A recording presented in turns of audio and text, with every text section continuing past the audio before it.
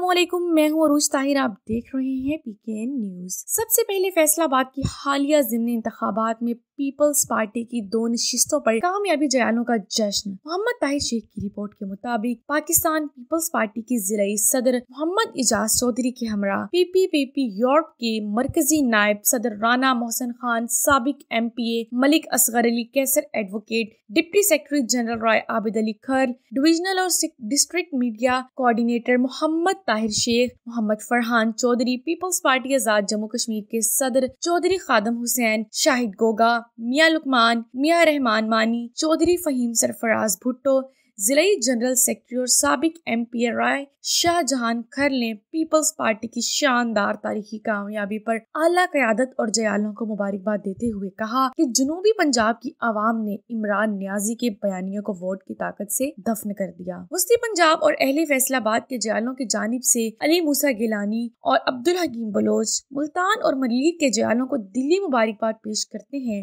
हाय अफसोस कि फैसलाबाद में नियाजी जीत कर भी हार गया। इमरान नियाजी को ऐसी सीटें जीतने का क्या फायदा जो ना तो पार्लियामेंट में जाएगा और ना ही हल्फ उठाएगा। अवाम का वक्त और पैसा बर्बाद।